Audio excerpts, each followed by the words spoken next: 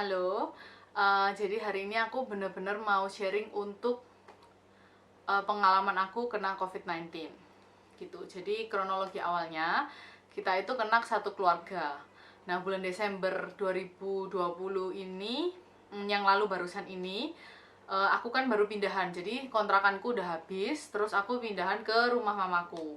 Nah, di rumah mamaku ini sebenarnya rumah dari emak engkong. Jadi ada yang tinggal itu ada satu kokonya mamaku di rumah, emak engkong sama mamaku. Sama susterku yang dari kecil yang biasanya buat masak-masak di rumah sama mbakku yang tiap hari.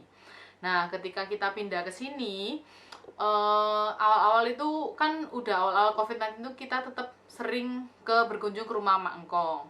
Jadi kenapa kita kok bisa kena klaster keluarga? Sebenarnya benar-benar nggak tahu virusnya dari mana, karena virusnya itu kan super kecil dan kita kan nggak bisa tahu dari manapun. Sedangkan yang keluar masuk di rumah ini itu banyak sekali. Kayak anak-anak emakku kan ada 7 orang, 2 orang tinggal di rumah sini. Nah, rata-rata yang 5 orang ini juga sering ke rumah emakku. Mungkin ada satu yang jarang ya, tapi beberapa yang lain itu kadang ada yang ngirimin makanan, ada yang tiap pagi sama malam datang untuk ngerawat engkongku, ada yang by the way emak engkongku masih sehat, maksudnya dua-duanya masih bisa uh, makan, minum, mandi segala macam gitu. Cuma memang ada yang bantu ngerawat, tetap ada yang bantu rawat gitu. Kadang ada yang mandiin, terus ada yang mijetin, ada yang kirim makanan, ada juga yang kirim makanan juga dari pasar, biasa belanja-belanja gitu dan segala macam. Jadi emang untuk pergerakan di rumah itu banyak banget orang yang keluar masuk. Kadang ada sepupuku yang datang, kadang juga ada cucu-cucunya emak yang datang, segala macam gitulah. Nah, hmm, dari semua yang datang-datang itu ada yang kerja di toko, ada yang sering bolak-balik pasar, ada yang kerja keliling segala macam gitu. Mamaku sendiri pun juga masih kerja, jadi kerja setiap hari, um, ngurus surat apa segala macam itu, pulang juga langsung mandi semua kayak gitu. Jadi kalau aku pun sampai keluar, aku pulang juga mandi semua. Tapi kalau aku personally memang jarang keluar karena aku punya baby, jadi aku seringan nggak boleh keluar dan memang aku nggak ada kepentingan untuk keluar karena juga waktu covid ini kerjaanku juga sepi, jadi memang ya nggak banyak untuk keluar-keluar, tapi memang di rumahku banyak orang keluar masuk. Nah, bulan Desember itu kebetulan juga ada salah satu keluarga yang agak jauh juga meninggal karena paru-paru basah, dan kebetulan ada anak emakku yang melayat di sana. Terus ada juga orang servis AC yang masuk, ada juga orang servis kompor yang masuk, terus orang paketan-paketan itu banyak. Jadi kayak ada beberapa orang tuh titip-titip gitu loh, jadi yang rumahnya lain tapi keluargaku titip ke rumah sini, jadi yang terima paketan paling banyak tuh rumah sini, sehari bisa 5 lebih gitulah terima paketan, belum lagi Gojek Grab kalau kita pakai kayak gitu kan. Jadi memang um, banyak banget mobilitas yang keluar di rumah ini. Kadang emakku juga masih rombeng, ada orang rombeng, kadang orang rombengnya juga nggak pakai masker segala macam kayak gitu. Tapi selama ini dari awal Maret sampai itu pun nggak ada apapun gitu loh. Nah, tapi memang kita nggak bener-bener yang pure ngejaga kayak apa maksudnya kayak nggak boleh datangi siapapun, nggak. Jadi mangkongku juga suka kalau ada cucu atau anak-anaknya datang, kayak maksudnya mengunjungi segala macam, karena kan kita tahu di saat pandemi ini pun mereka juga nggak bisa keluar sama sekali kan gitu. Nah, terus kronologinya itu tanggal 19 Desember, hmm, aku mulai kerasa kayak mau flu. Nah, tapi sebelum-sebelumnya itu ada orang keluargaku yang kayak setiap kali datang ke rumah itu mulai kayak flu lah, mulai kayak ada yang gak enak, masuk angin kayak gitu loh. Nah, aku merasa waktu itu kok oh ini cuma flu lah kayak gitu kan. Kita biasanya jarang lah, kita kayak maksudnya kita secara jujur sih mungkin jarang akan parno ini covid atau segala macam. Nah, kemudian aku merasa kok banyak sekali di orang di keluarga tuh yang tiba-tiba sakit, dan biasanya aku nggak kena. Biasanya kalau misalnya mamaku misalnya flu, aku jarang kena. Nah, aku nggak ngerti kenapa saat itu aku juga kerasa mau flu, tapi aku baru kerasa tanggal 19. Sedangkan 18-nya aku sempet kayak Natalan bareng keluarganya suamiku. Memang cuma keluarga inti sih, tapi kan sempat ketemu kayak gitu. Nah, terus habis gitu aku juga sempat mau tanggal 21 tuh mau foto. Aku sempat udah booking MUA, terus hmm, aku bilang dia minta cancel mundur aja, karena aku merasa kayak satu keluarga di rumahku lagi nggak enak badan. Nah, aku merasa kayak nggak enak aja sih kayak gitu. Nah, terus ada beberapa juga teman-teman yang ngajak pergi tanggal 23, tanggal 26. Honestly pengen pergi pasti, tapi aku merasa kayak aku mau flu. Ini kayak ya lebih baik jaga-jagalah. Kan nggak baik kalau kita bawa virus apapun lah, selain covid pun itu juga nggak baik kan. Jadi benar-benar kita harus jaga-jaga sekalipun kita pingin banget ikut pergi. Nah, setelah itu setelah mau pergi setelah tanggal 19 itu kan kerasa nggak enak. Nah, tanggal 19 itu sepupuku datang ke rumah. Aku bilang, ini satu rumah lagi nggak enak badan lo, kita kayak flu, kamu pakai masker aja, bilang gitu. Terus nah, tapi waktu kan berjam-jam di rumah kan, main sama anaknya segala macam, akhirnya lepaslah dia masker. Engkongku waktu itu makku agak sakit kakinya, jadi kerasa kayak agak susah jalan. Nah, di tanggal 20 sudah hampir nggak mau jalan, kayak sakitan, jadi di rumah di kamar terus. Kemudian waktu diajak ngomong mulai agak ngelantur. Suamiku bilang, itu mak takutnya kurang oksigen, kita ada oximeter buat ngecek. Nah, ini menurutku penting banget, oximeter harus punya. Kita meskipun ada gejala tidak gejala, orang serumah sering pergi atau enggak, tetap harus punya oximeter. Menurutku minimal satu, atau kalau enggak di handphone. Kalau di Samsung ini ada di Samsung Health, itu bisa ngecek oksigen gitu. Oksigen yang normal 98-100%. 95 ke bawah sudah agak wanti-wanti, kalau 90 ke bawah lebih baik dibawa ke rumah sakit. Nah, kemudian makku udah mulai kayak 90 atau 88 atau 95 ke bawah lah. Terus ngomongnya juga mulai kayak ngelantur. Nah, terus suamiku bilang lebih baik dibawa rumah sakit, kita nggak tahu ada apa. Gitu kan. Tanggal 21-nya pagi aku foto, makku dibawa ke rumah sakit. Aku foto studio biasa untuk Natalan, Christmasan sama suamiku sama anakku gitu kan. Aku juga bilang ke temennya suamiku yang foto, pakai masker terus full karena aku lagi nggak enak badan, aku lagi kayak mau flu, aku bilang gitu. Terus habis gitu aku batuk, kayak batuk riak sedikit gitu loh. Terus habis gitu aku di tempat foto pun si temennya suamiku ini bilang, kamu nggak terlalu sakit gitu loh, buktinya nggak sampai batuk-batuk yang gimana. Aku bilang ya benar, cuma orang rumahku sakit, aku kayak parno gitu loh.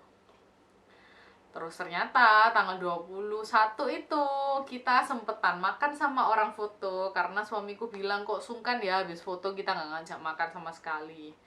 Ya udahlah kita makan, tapi pas itu aku habis makan pakai masker lagi. Nah, abis gitu tanggal 21 malam kita baru tahu, sore kalau nggak salah, sore kita baru tahu ternyata emakku kan waktu masuk rumah sakit harus di swab dulu. Hasilnya baru keluar sore dan dia positif.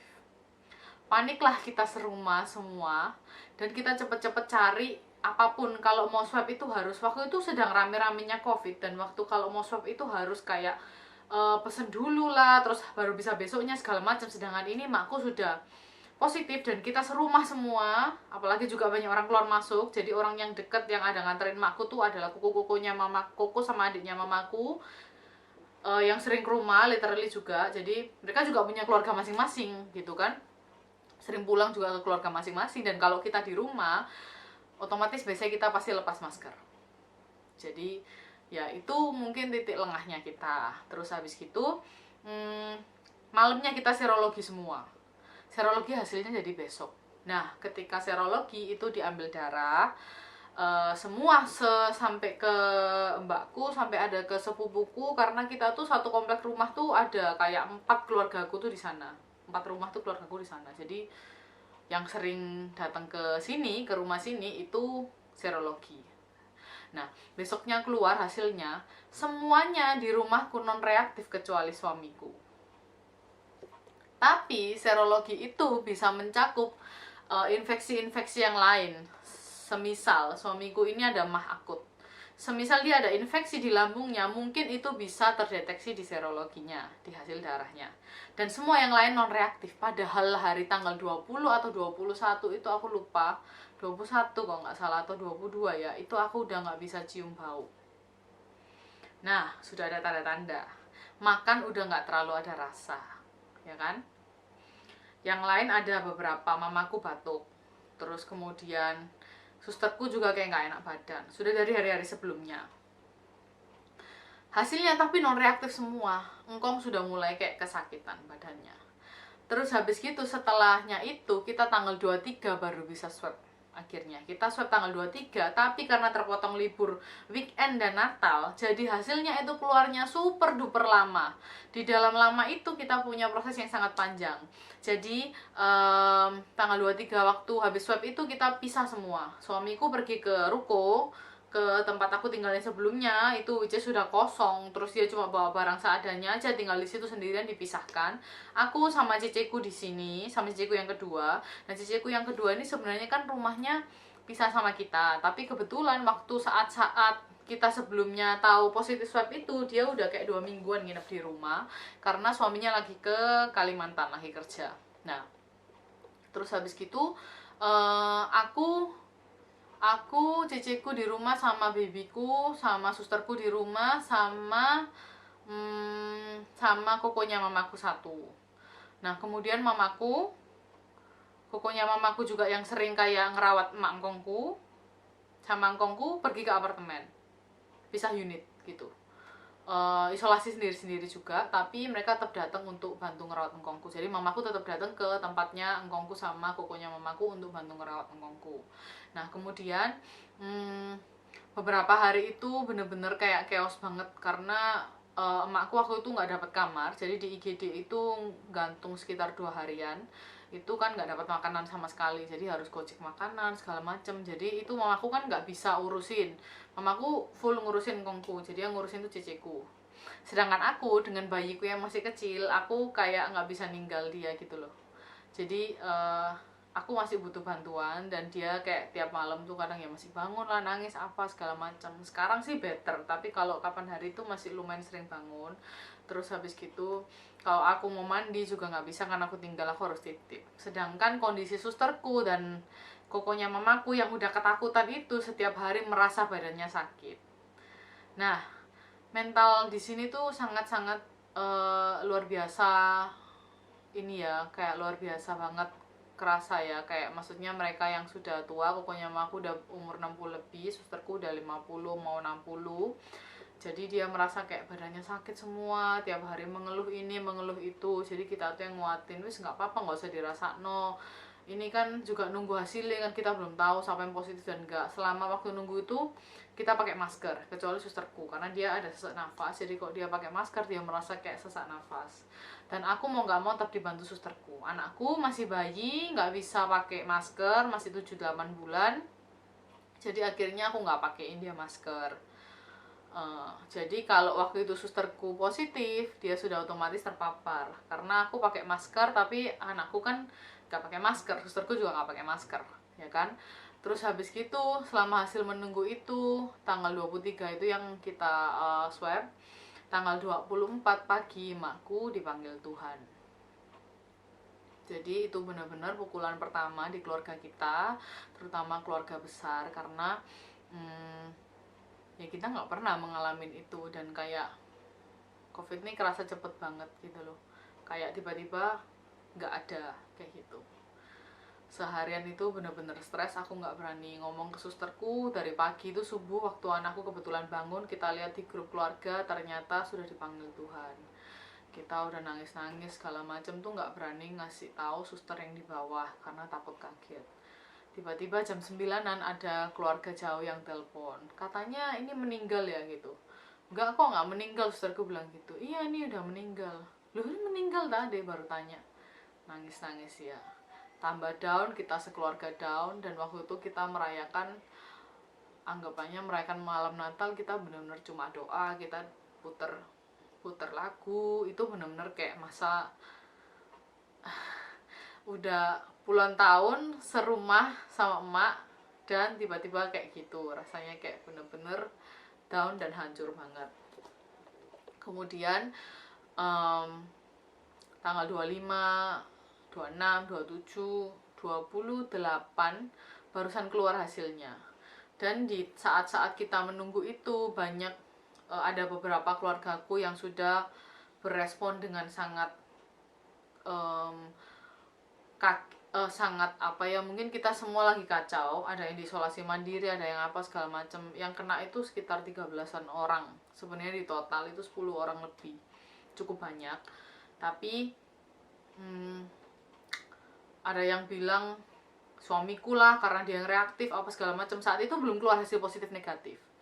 Nah, ini penting banget kalau misalnya ada yang terjadi di, jangan sampai lah, tapi kalau ada yang terjadi di orang yang kalian kenal atau mungkin di keluarga kalian sendiri.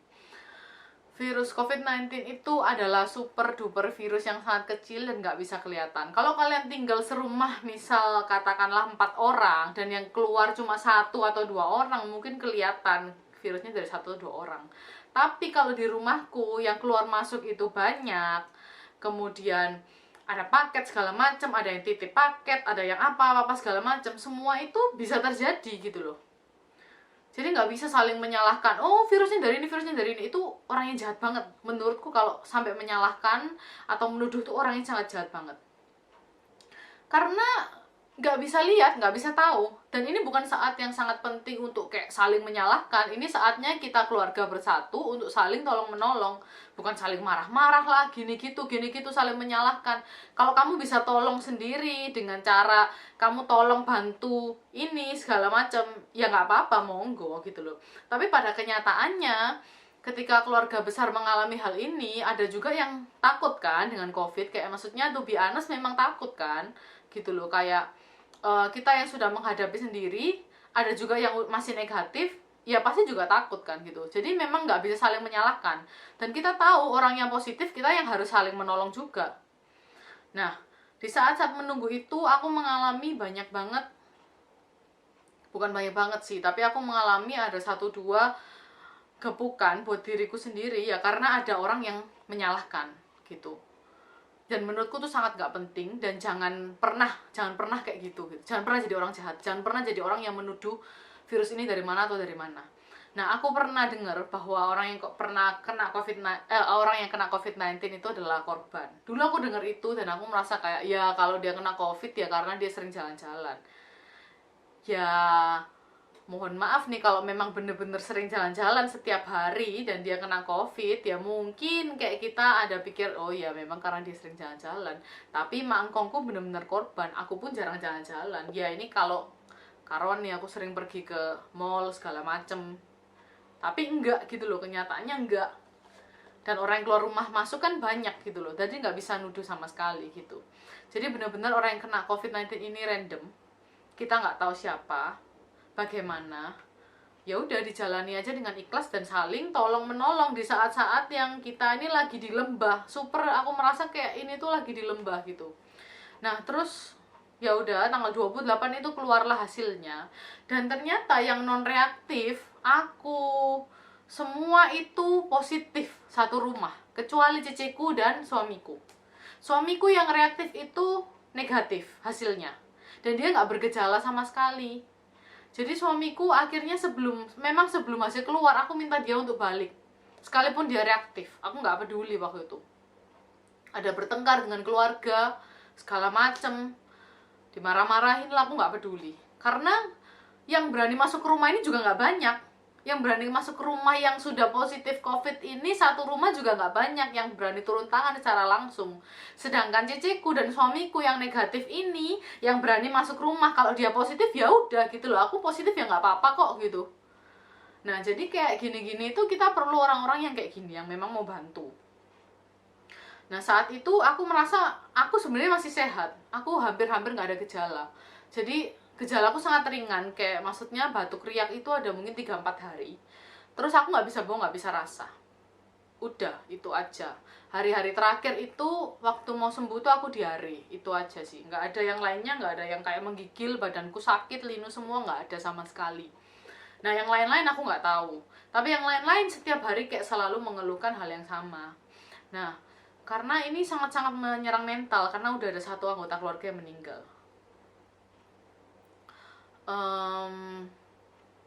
Tanggal 20 berapa ya, aku lupa lah tanggal 20 berapa. Begitu tahu kan kita udah tahu, terus kita bawa engkongku lah ke rumah sakit.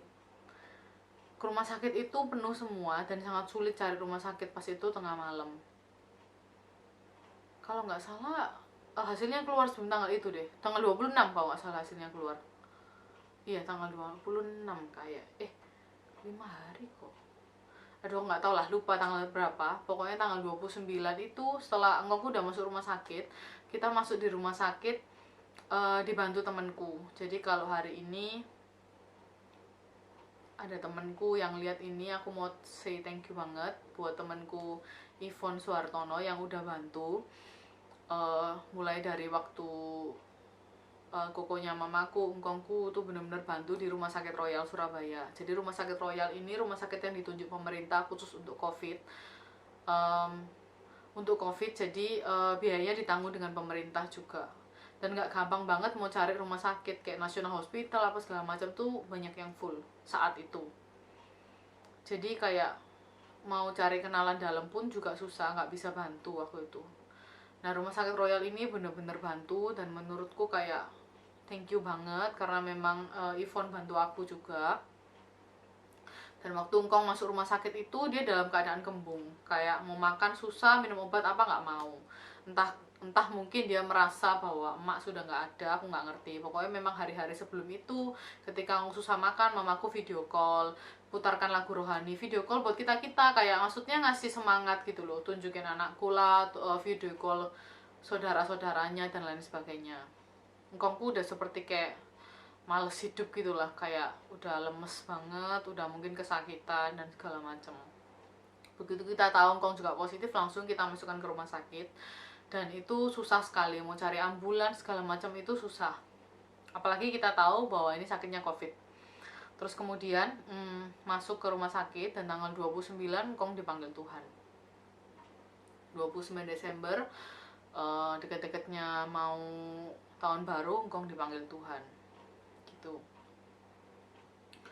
Belum berhenti di situ, kita lagi pemulihan. Setelah itu kan kita fokus pemulihan. Mamaku dan kokonya mamaku masih karantina di apartemen, dan kita masih saling memulihkan diri. Saat itu aku udah super sehat dan aku nggak ada gejala apapun. Jadi udah udah ya aku sih kerasa sehat, nggak kerasa kayak sakit sama sekali. Sudah mulai bisa membau dan rasa waktu itu. Jadi kayak mungkin nggak bisa bawa rasa cuma 1 minggu atau 4-5 harian gitu. Nah, setiap hari kita minum vitamin, setiap hari minum obat juga. Nah, jadi meskipun kita isolasi mandiri, kita minum obat, dan sekalipun di rumah kita pakai masker. Kita nggak sampai yang pakai APD apa segala macem. Dan ciciku dan suamiku yang masuk ke sini yang masih negatif juga nggak sampai pakai APD. Mungkin kalau memang ngerawat 1 orang gitu mungkin bisa ya kalau gitu. Tapi kalau karena orang udah banyak mungkin sudah agak repot, dan memang juga kadang-kadang harus mobile untuk beli apa atau apa kayak gitu. Nah, jadi mereka meresikokan dirinya untuk juga terpapar sebenarnya. Nah, untuk anakku sendiri aku minta obat juga waktu itu di sepupuku yang dokter. Ada obat sirup gitu untuk obat antivirus dan vitaminnya. Sedangkan anakku nggak bergejala apapun juga. Jadi masih sehat, masih ceria, kayak gitu sih. Nah, terus kita tetap minum obat gitu. Jadi sekalipun isolasi mandiri, tetap harus minum obat. Obat yang kita dapat itu dari obat dokter umum yang biasa kebanyakan diberikan untuk COVID. Terus habis gitu, yaitu ada salah satu koko mamaku yang waktu itu sempat isolasi mandiri juga di apartemen dan merasa sesak nafas. Kita ada kasih bantuan oksigen juga kalau pagi, tapi dia udah kelihatan lemes sekali gitu kan. Ini kok jadi panjang ya, udah 23 menit ya. Apa recordingnya udah mau selesai Be ya? Jadi kita merasa ya udah, kita saling memulihkan diri masing-masing lah, intinya gitu. Karena Mangkong sudah dipanggil Tuhan, saudara-saudara kita yang negatif, keluarga besar yang negatif, yang bantu untuk langsung dikremasi. Setelah dikremasi langsung dilarung. Jadi prosesnya begitu cepat. Nggak pakai kayak, kan nggak bisa Kak di jasa juga segala macam. Jadi prosesnya cepat, dan kita memang berusaha untuk nggak terlalu berlarut-larut dalam kesedihan dulu, karena memang kita harus fokus untuk memulihkan diri masing-masing. Dan yang kena pun kan juga cukup rawan. Kita anak-anak muda mungkin nggak terlalu kerasa gimana sih. Tapi untuk kayak mamaku usia udah 50 tahun ke atas dan saudara-saudaranya mamaku, mungkin mereka lebih terasa sakit. Mungkin. nggak tahu juga. Mamaku juga tiap hari kayak dengerin lagu apa firman khotbah segala macam untuk ngasih semangat sih kokonya mamaku ini. Nah waktu tanggal 3 aku kesana, tanggal tanggal 3 aku kesana, aku lihat kokonya mamaku tuh sudah sesek dan kayak lemes gitu loh. Nggak tahu juga kayak gimana, tapi kayak ya aku lebih banyak ketemu mamaku sih waktu itu, lebih banyak main-main tunjukin anakku ke mamaku karena udah lama kita nggak ketemu kan.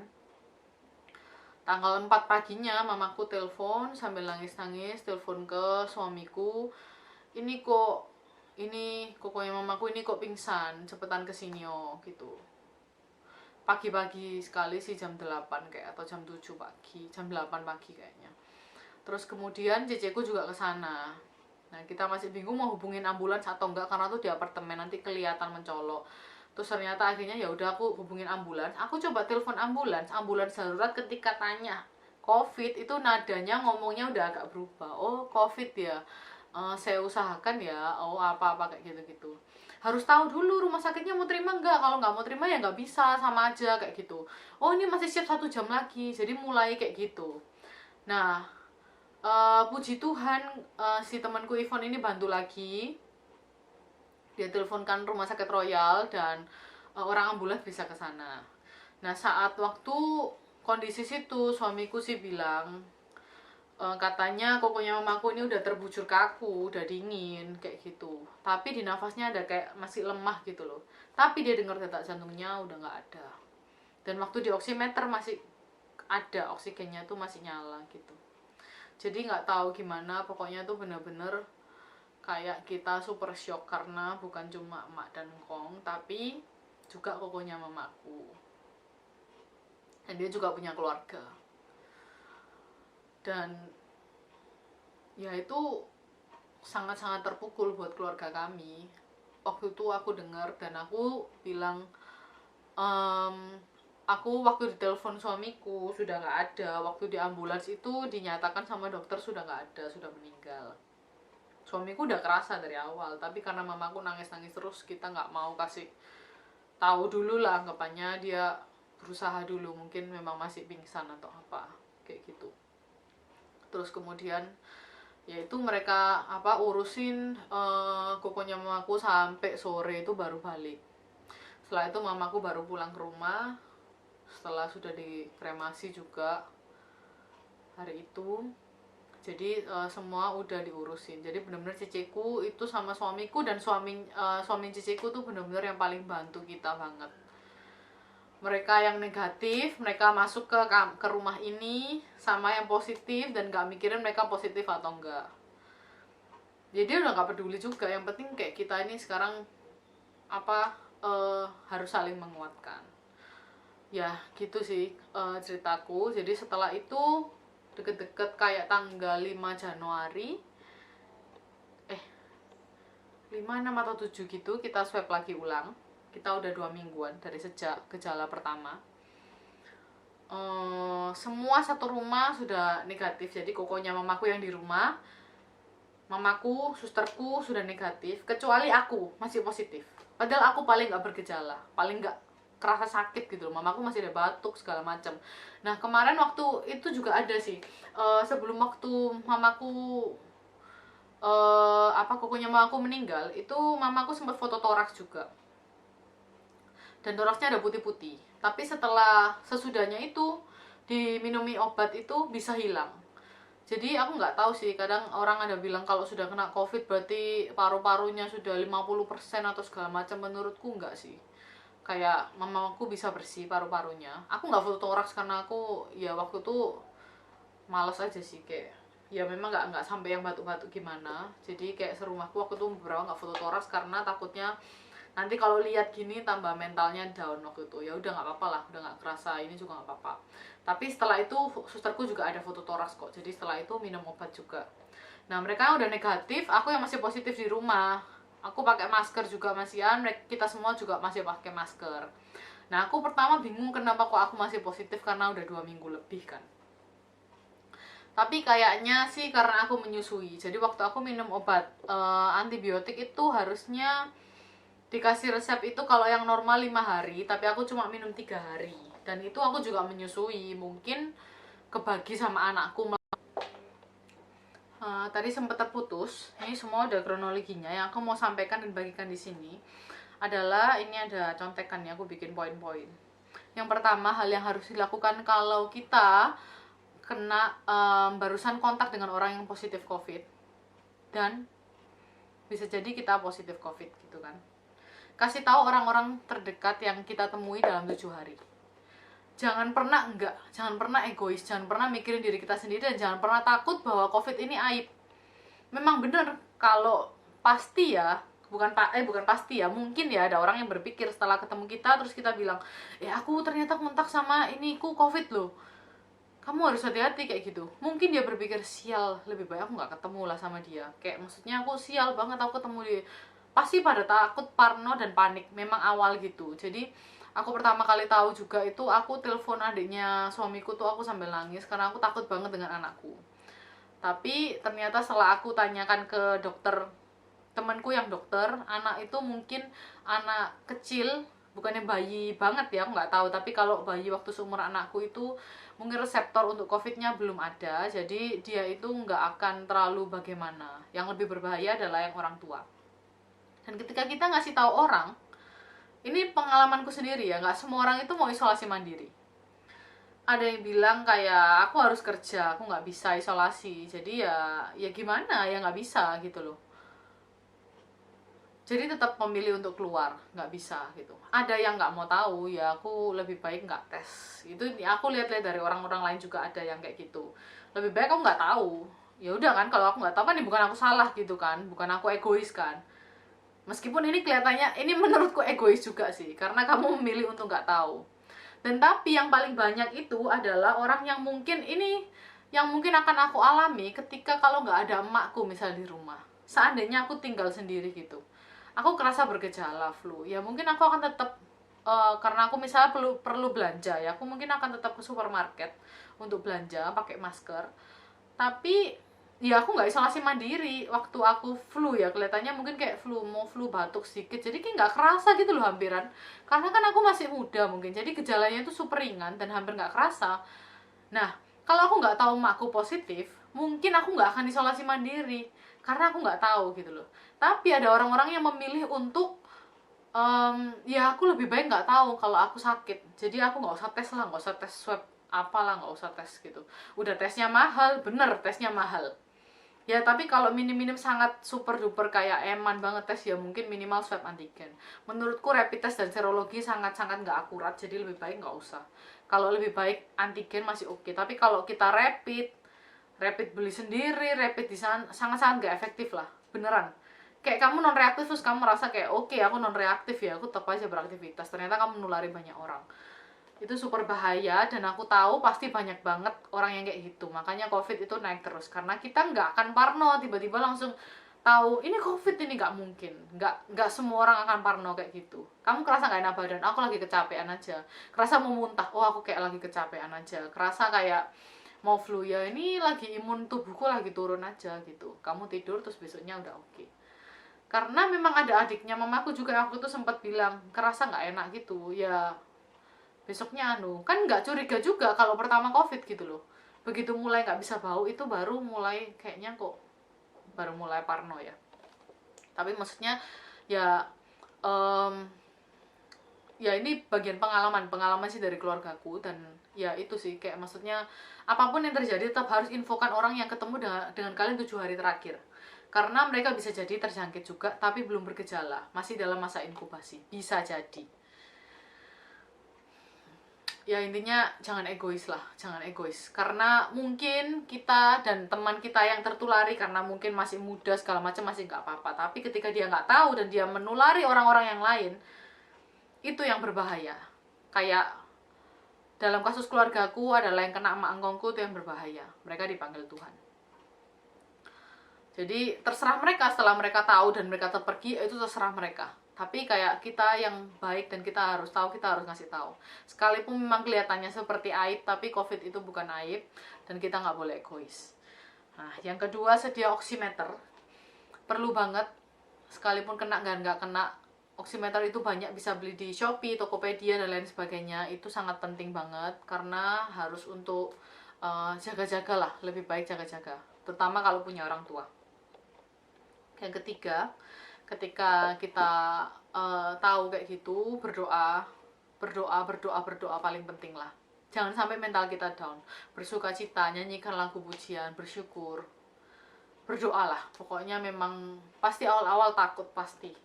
Sekalipun kalau kita yang muda sekarang ya nggak apa-apa lah, kita ya nggak apa-apa gitu. Tapi ketika yang kena mungkin orang tua kita, udah pasti kita takut. Pastilah, aku juga sangat super worry waktu itu, sangat worry banget sama mamaku, gimana keadaannya dan segala macem. Kita sangat takut. Apabila ada gejala sesak nafas, batuk terus-menerus, atau panas berhari-hari, langsung aja ke dokter atau langsung ke IGD. Biasanya IGD diantrikan untuk dapat kamar. Kalau bisa, kalau kayak gitu-gitu mungkin lebih baik ke rumah sakit. Tapi kita lihat lagi dulu kondisinya, balik lagi. Karena memang kalau kemarin di rumahku kondisinya kokonya mamaku dan susterku tuh sangat ketakutan dan mentalnya dia tuh pasti down. Aku nggak mau masuk rumah sakit itu, bahkan dia tuh udah berandai-andai pasti meninggal gitu loh.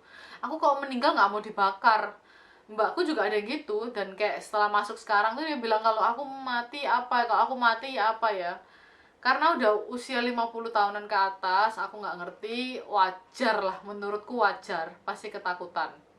Dan sudah ada, dan ada penyakit penyerta juga. Puji Tuhan, penyakit penyertanya susterku sama sekali nggak timbul ketika COVID. Dan 1 minggu awal COVID itu memang biasanya yang paling parah-parahnya. Badan-badan mulai sakit, apa segala macam. Tapi ketika udah lewat 1 minggu, kita harus semangatin mereka, bener-bener ini udah lewat ini. Cuma tinggal sebentar lagi nih, udah mau selesai nih, udah gitu. Ya, jadi tetap harus ke dokter, meskipun kalau di keluarga kan karena klaster keluarga banyak yang kena ya. Yang kita nggak terlalu bergejala tetap harus ke dokter sih. Tetap ke dokter itu untuk minta resep obat yang isolasi mandiri. Jadi tetap kita harus minum obat juga. Tapi untuk yang ada gejala agak parah lebih baik ke dokter, untuk mungkin ada penanganan khusus atau obat khusus, kita nggak ngerti apa ya kan. Isolasi mandiri tetap pakai masker ya di rumah, supaya nggak saling menulari. Karena mungkin ada yang infeksinya baru, ada yang udah tengah-tengah, ada yang sudah mau selesai gitu. Jadi kan kita nggak tahu. Tetap harus minum obat meskipun isolasi mandiri yang aku tadi bilang juga, dan perbanyak vitamin. Vitamin yang aku minum ini aku akan share langsung ya. Vitamin yang diperlukan yang aku udah cari di Google itu terutama vitamin C, vitamin D, sama multivitamin. Mungkin isinya vitamin C, B, E, sama zinc.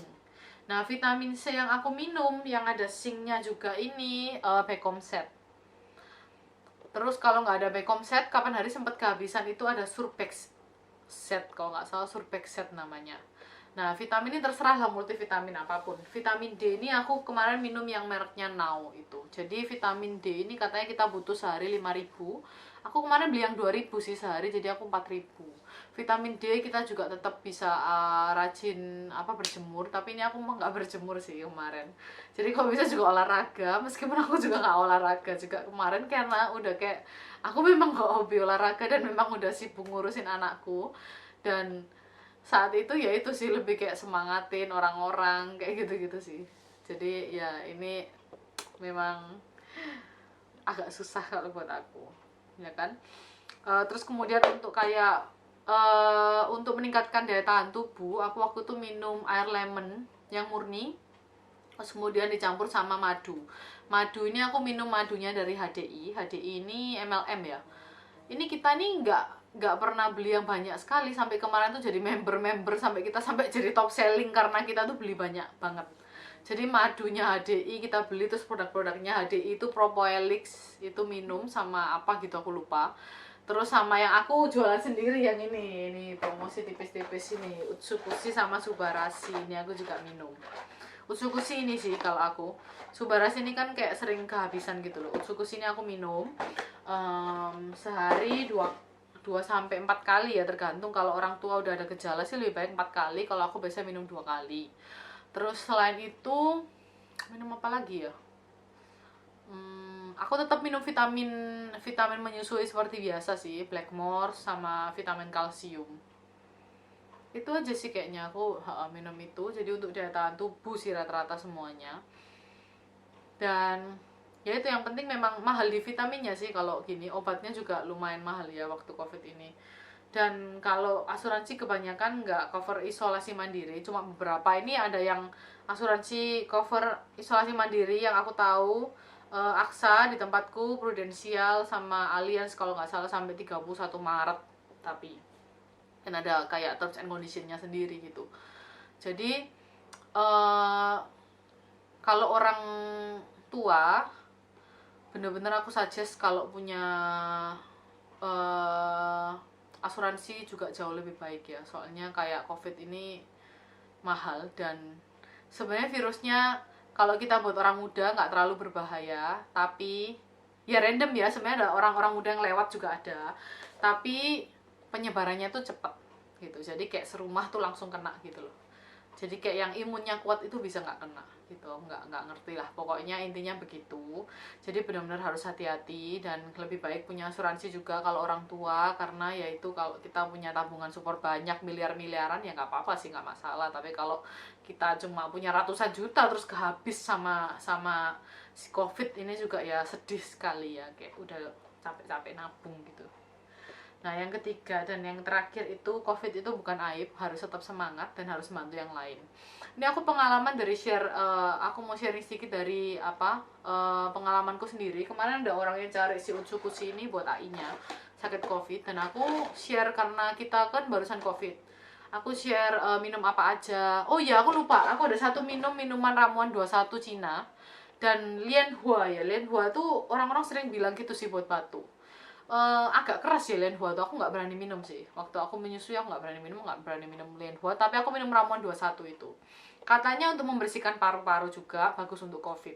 Rasanya pahit dan nggak enak menurutku. Jadi aku pakai madu, kadang aku pakai gula stevia juga. Tapi ya aku minum gitu loh. Setelah itu memang oke sih, kayak maksudnya kokonya mamaku yang minum juga sembuh lebih cepat segala macam. Nah ini yang waktu klien, ada customer yang mau beli Utsu ini, meskipun dia akhirnya nggak jadi beli, uh, apa namanya, kan dia tantenya sakit. Jadi akhirnya aku share obat-obatan apa segala macam dari pengalamanku sendiri gitu gimana. Dan aku share juga ada saudaranya suamiku yang sakit, minumnya apa aja segala macam. Nah kalau kalian sudah survivor COVID, please lebih baik share sih.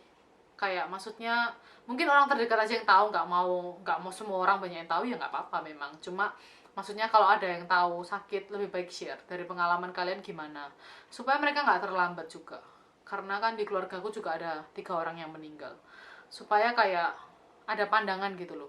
Nggak bisa jadi ngasih tahu, oh harus minum obat ini, harus minum, jangan gitu sih. Kalau aku sih benar-benar nggak berani kayak gitu. Cuma aku bilang ke customerku ini kapan hari, kalau Cice mau ya minum obat ini, kapan hari aku minum ini, ada yang kerasa lebih enak apa segala macam. Jadi kita ngasih suggest, tapi kita juga nggak akan bertanggung jawab untuk apapun, tapi lebih baik ngasih suggest supaya mereka juga tahu. Karena kan ketika kita sakit covid itu kan kita jarang apa kan cari tahu gitu loh, kecuali kita mengalami sendiri baru kita cari tahu gitu loh, dan kita dari pengalaman orang lain.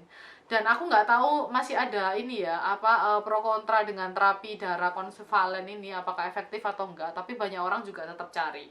Mungkin kalau kalian cowok lebih baik juga boleh bantu untuk donor darah, untuk terapi darah konsevalen yang udah covid survivor ya. Kalau aku sering-sering nggak diminati karena sudah pernah melahirkan. Aku nggak tahu juga kenapa, sudah pernah melahirkan nggak boleh. Tapi sebenarnya kalau aku bisa dan memang berguna konsevalen ini, aku sih mau donor. Aku mau bantu juga orang yang udah covid gitu loh. Karena kita tahu rasanya juga gimana waktu kita cari dan ada orang yang bantu. Kayak maksudnya kita tuh dalam keadaan super panik cari darah waktu itu. Kita mau cari buat emakku tapi ternyata besoknya udah nggak ada. Jadi kayak nggak tahu antara telat, tapi ya memang udah kehendak Tuhan lah, nggak bisa ngomong apapun. Sudah, ini super kepanjangan ya, itu aja. Semoga nggak bosen dan semoga bisa belajar sesuatu.